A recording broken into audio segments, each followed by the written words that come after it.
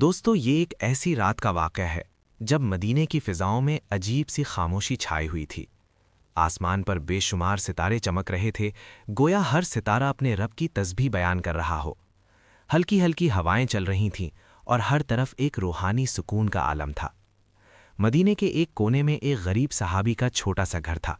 مٹی کی دیواریں، سادہ سا دروازہ اور اندر ایک چھوٹا سا چراغ ٹمٹما رہا تھا۔ اس گھر میں نہ کوئی دولت تھی اور نہ ہی کھانے کا زیادہ سامان، مگر ایک چیز ضرور تھی: اللہ پر کامل یقین۔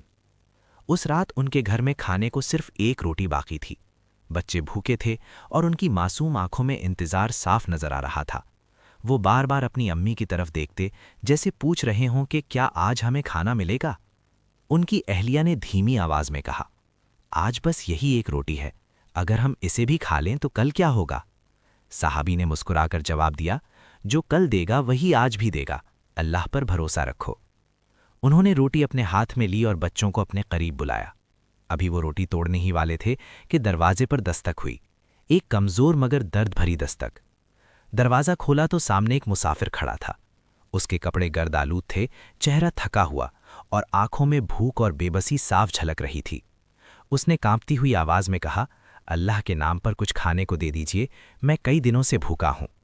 یہ سن کر صحابی کچھ لمحوں کے لیے خاموش ہو گئے، ایک نظر اپنے بچوں پر ڈالی اور پھر اس مسافر کی طرف دیکھا، ایک طرف اپنے بھوکے بچے اور دوسری طرف ایک مجبور مسافر۔ انہوں نے آسمان کی طرف دیکھا اور عرض کیا، یا اللہ، اگر یہ تیری طرف سے آزمائش ہے تو ہمیں اس میں کامیاب فرما۔ اور بغیر کسی ہچکچاہٹ کی وہ آخری روٹی اس مسافر کے ہاتھ میں دے دی۔ مسافر کی آنکھوں میں آنسو آ گئے، اس نے دل سے دعا دی اور چلا گیا۔ گھر کے اندر بچے خاموش بیٹھے تھے، مگر حیرت کی بات یہ تھی کہ ان کی آنکھوں میں کوئی شکایت نہیں تھی، بلکہ صبر اور بھروسہ تھا۔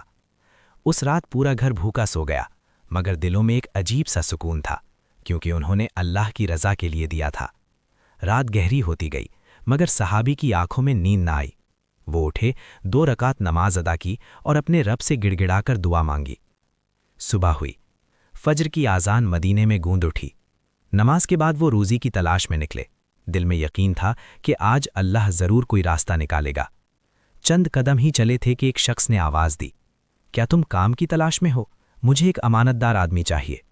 انہوں نے فوراً ہاں کر دی اور پورا دن محنت کی، دھوپ کی پرواہ نہ کی، تھکان کی پرواہ نہ کی۔ شام تک جب کام مکمل ہوا تو اس شخص نے انہیں اتنا رزق دیا کہ وہ حیران رہ گئے۔ ان کی آنکھوں سے آنسو بہنے لگے۔ انہوں نے آسمان کی طرف دیکھا اور کہا، یا اللہ، تو کتنا مہربان ہے۔ جب وہ گھر واپس آئے تو ان کے ہاتھ بھرے ہوئے تھے اور دل شکر سے لبریز تھا۔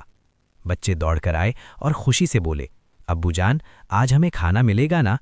انہوں نے مسکرا کر کہا، آج صرف کھانا نہیں، اللہ کی رحمت آئی ہے۔ یہ سن کر ان کی اہلیہ کی آنکھوں میں بھی آنسو آ گئے اور وہ بولیں، دیکھا، اللہ نے ہمیں کبھی خالی